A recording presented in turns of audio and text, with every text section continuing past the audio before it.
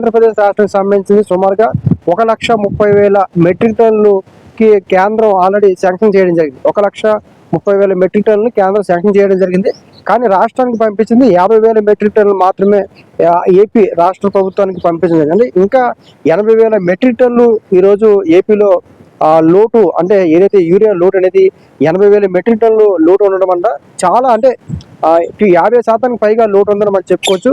కాబట్టి ఈసారి అంటే ఏదో ఒక అంశాన్ని రాష్ట్ర ప్రభుత్వం తీసుకున్నట్లయితే మాత్రం, అంటే కేంద్రం నుంచి మిగిలిన 80,000 మెట్రిక్ టన్నులు తీసుకురావడమా, లేదంటే బ్లాక్ మార్కెట్ని అరికట్టడం అనేది ప్రధానంగా తీసుకుంటే మాత్రమే ఈరోజు యూరియా అనేది రైతులకు అందే అవకాశం ఉంటుంది.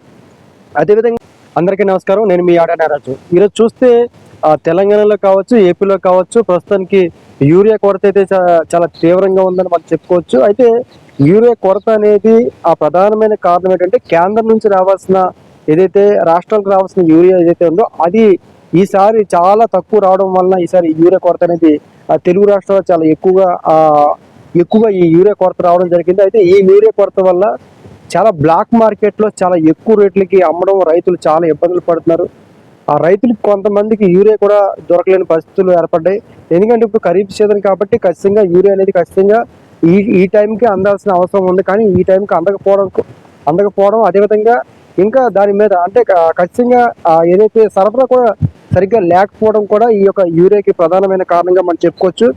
ఆంధ్రప్రదేశ్ రాష్ట్రానికి సంబంధించి సుమారుగా 1,30,000 మెట్రిక్ టన్నులకి కేంద్రం ఆల్రెడీ శాంక్షన్ చేయడం జరిగింది. 1,30,000 మెట్రిక్ టన్నులు కేంద్రం శాంక్షన్ చేయడం జరిగింది. కానీ రాష్ట్రానికి పంపించింది 50,000 మెట్రిక్ టన్నులు మాత్రమే ఏపీ రాష్ట్ర ప్రభుత్వానికి పంపించింది. అంటే ఇంకా 80,000 మెట్రిక్ టన్నులు ఈరోజు ఏపీలో లోటు, అంటే ఏదైతే యూరియా లోటు అనేది 80,000 మెట్రిక్ టన్నులు లోటు ఉండడం వల్ల చాలా, అంటే 50% పైగా లోటు ఉందని మనం చెప్పుకోవచ్చు. కాబట్టి ఈసారి అంటే ఇది వేగంగా కనుక రావడమా, లేదంటే ఏదైతే బ్లాక్ మార్కెట్లో అమ్ముతున్న ఏదైతే యూరియా బాగా బ్లాక్ మార్కెట్లో సేల్ అవుతుంది కాబట్టి ఆ బ్లాక్ మార్కెట్ని అరికట్టడం అనేది ఈ రెండిట్లోని ప్రధానమైన ఏదో ఒక అంశాన్ని రాష్ట్ర ప్రభుత్వం తీసుకున్నట్లయితే మాత్రం, అంటే కేంద్రం నుంచి మిగిలిన 80,000 మెట్రిక్ టన్నులు తీసుకురావడమా, లేదంటే బ్లాక్ మార్కెట్ని అరికట్టడం అనేది ప్రధానంగా తీసుకుంటే మాత్రమే ఈరోజు యూరియా అనేది రైతులకు అందే అవకాశం ఉంటుంది. అదేవిధంగా మనకి తెలుగు రాష్ట్రాల్లో ప్రధానంగా ఒక్కొక్క ఎకరానికి 100 నుంచి 120 కేజీలని సుమారుగా ఇది ఒక యూరియాని వాడుతున్నారనేది కూడా అంటే దేశం మొత్తం చూసుకున్నట్లయితే మాత్రం తెలుగు రాష్ట్రాల్లో ఎక్కువగా యూరియా వాడుతున్నారు. ఒక ఏదైతే మనకి ఒక ఎకరానికి 100 నుంచి 120 కేజీల వరకు యూరియాని వాడుతున్నారు. కాబట్టి తెలుగు రాష్ట్రాల్లో యూరియా అనేది ఎక్కువగా ఉపయోగించుకోవడం వల్ల కూడా ఇది ఒక రకమైన, అంటే ఈ సమస్యకు అదొక రకమైన కారణం కూడా మనం చెప్పుకోవచ్చు. ప్రధానమైన మనం చెప్పుకోవాలనుకుంటే బ్లాక్ మార్కెట్ ఉంది. అదేవిధంగా కేంద్రం నుంచి రావాల్సిన సరఫరా సరిగ్గా రాకపోవడం, అదేవిధంగా పంటలు విస్తీర్ణం, అధిక వినియోగం, అంటే యూరియాని ఎక్కువగా వినియోగించడం కూడా ఈ యూరియా కొరతకు ఒక రకమైన ప్రధాన కారణంగా మనం చెప్పుకోవచ్చు. అదేవిధంగా సరఫరా అనేది ఆలస్యం, ఏదైతే యూరియా కొరత రైతులకి అందాల్సిన యూరియా కొరత ఏదైతే ఉందో అది సరఫరా ఆలస్యం అవడం కూడా ఇది ఒక సమస్యగా మనం చెప్పుకోవచ్చు.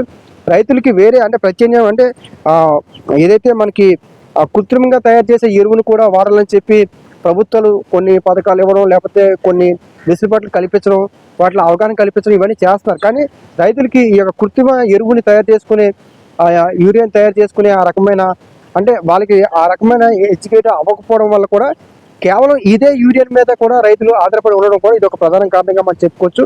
ఏదేమైనా మాత్రం గతం కంటే చాలా ఎక్కువగా ఈసారి యూరియా కొరత అనేది ఉంది.